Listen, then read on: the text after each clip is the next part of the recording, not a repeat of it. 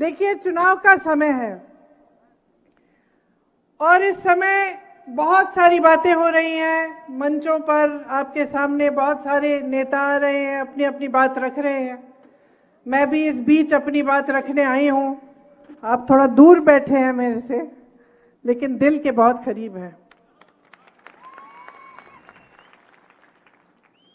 और करीब इसलिए हैं क्योंकि आप इस महान देश की जनता हो। आपने ही अपने पसीने से, अपने खून से इस देश को बनाया। आपने हमारे देश की धरती को सींचा है।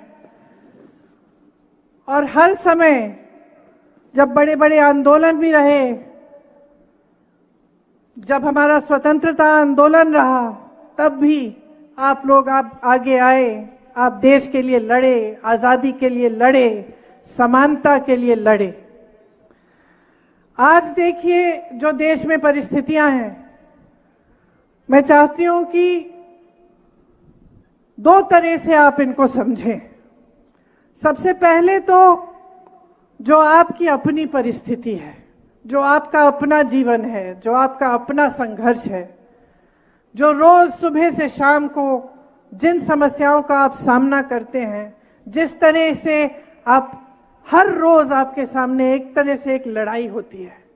क्योंकि महंगाई कितनी बढ़ गई है, बेरोजगारी कितनी बढ़ गई है, चाहे परिवार में कितने भी लोग कमाने निकलें, पूरा नहीं होता।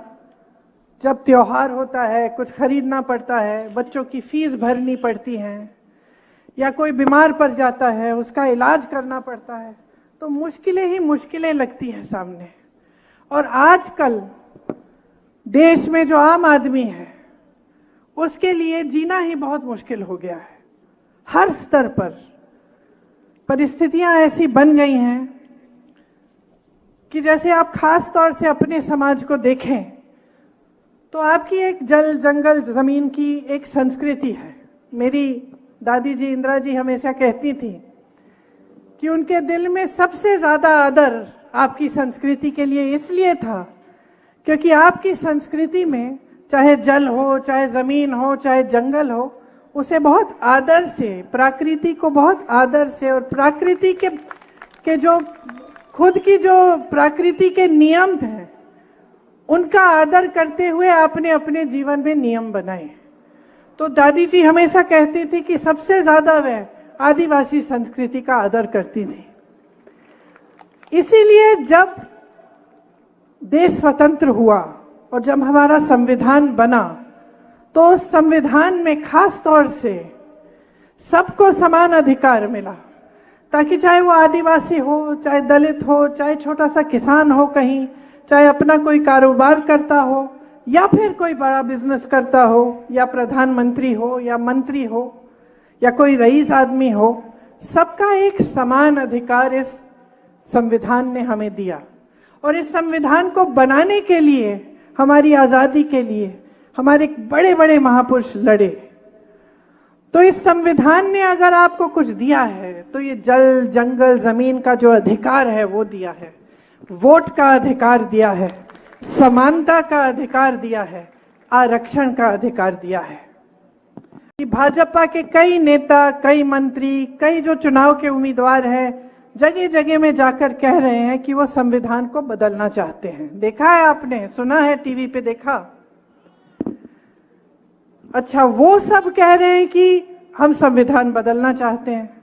मोदी जी जब मंच पे आते हैं तो कहते हैं कि ऐसी कोई बात नहीं है। लेकिन अगर आप इनका इतिहास देखो और देखो कि किस तरह से ये लोग पिछले 10 सालों से किस तरह से इन्होंने इस देश में अपना राज चलाया है, तो जो करने जा रहे हैं वो बात हमेशा वो अपने छोटे नेताओं से, मंत्रियों से कहीं कहीं बुलवा देते हैं और सबसे पहले शुरू में उस बात को नकारते हैं। तो शुरू में क्या कहते हैं कि चलो एक उम्मीदवार से कहलवा दिया, एक मंत्री से कहलवा दिया, किसी और से कहलवा दिया, और हम मना करेंगे कि भाई हम ऐसा नहीं करने जाएंगे।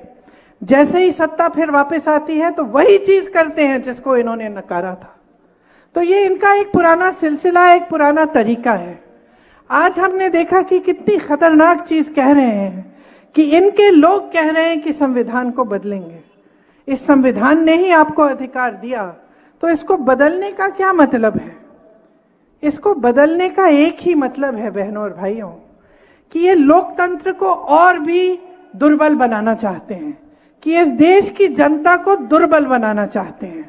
10 सालों में उन्होंने ऐसा कोई काम नहीं किया जिससे हमारा लोकतंत्र, जिससे आपके अधिकार, चाहे आदिवासियों के अधिकार हो, चाहे दलितों के अधिकार हो, चाहे किसी आम जनता के अधिकार हो, उनको मजबूत करने का काम नहीं किया है, सिर्फ उनको कमजोर करने का काम किया है। और जितने भी ऐसे संस्थान हैं जो लोकतंत्र को बचाते हैं, जो आपको बचाते हैं, आपके अधिकारों को बचाते हैं, उनको कमजोर किया है। एक जमाने में जब हम लोगों की सरकार होती थी तो मीडिया हर रोज हमसे सवाल उठाती थी, हर रोज कहती थी कि भाई सरकार ये गलत कर रही है, वो गलत कर रही है। और ये अच्छा होता है लोकतंत्र के लिए। किसी ने उन्हें टोका नहीं, किसी ने उन्हें जेल में नहीं डाला, किसी ने उनका मुंह बंद नहीं किया, किसी ने उन्हें खरीदने की कोशिश नहीं की। लेकिन आज जो परिस्थितियां हैं, पूरी मीडिया बिकी हुई है, पूरी मीडिया कुछ बड़े बड़े खरबपतियों की है। आपको सच्चाई दिखती नहीं है, तो आपको कौन सी सच्चाई दिख रही है?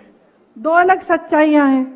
एक तो आपको दिख रहा है कि जो टीवी पे दिखता है कि बड़े बड़े काम हो रहे हैं, देश आगे बढ़ रहा है, हमारी अर्थव्यवस्था बहुत तेजी से आगे बढ़ रही है और सब चमकीला सुंदर दिखता है। कभी G20 की बात होती है, कभी किसी और चीज की बात होती है। जब भी मोदी जी दिखते हैं और अकेले मंच पर, उनसे ये आपको पता चलता है कि कितने एक इंसान की कितनी सत्ता है, कितने बड़े नेता बन गए, यही बताया जाता है। दूसरी तरफ आपका जीवन, दूसरी तरफ आपके संघर्ष, दूसरी तरफ आप दुकान जाते हैं, मेरी बहनें जाती हैं, कुछ खरीद नहीं पा रही हैं, सब परिवार में सब काम कर रहे हैं, चाहे महिला हो पुरुष हो, कहीं ना कहीं से नौकरी तो मिल नहीं रही है, जुगाड़ करके कहीं ना कहीं से कमाई कर लेते हैं, मजदूरी कर लेते हैं, फिर भी पूरा नहीं होता। बेरोजगारी चरम पे है। 45 सालों में सबसे ज्यादा बेरोजगारी आज है हमारे देश में। और टीवी में आपको क्या दिखता है? सब सुंदर, सब चमकीला। आज सबसे आसान हो गया है आदिवासियों की जमीन छीननी, जंगल छीनने, नदी से, जो नदी के साथ में लगी हुई जमीन है उसको छीनना। हिंसा हो गई है बहुत आपके समाज के साथ, बच्चियों की तस्करी होती है, आपका उत्पीड़न होता है, कोई कुछ नहीं कहता। जगह जगह जहां इनकी सरकारें हैं, अत्याचार होते हैं आप पे। आप देखते होंगे, हमने भी देखे, वीडियो पे कभी कभी निकल आते हैं। किसी ने कुछ किया नहीं इसको रोकने के लिए, कोई आपका साथ नहीं देता, आपकी सुनवाई नहीं करता। तो ये आज पूरे भारत में आदिवासी समाज के साथ हो रहा है। आदिवासी समाज लड़ रहा है अपने अधिकारों के लिए, अपने प्रति जो अत्याचार हो रहे हैं उसके खिलाफ।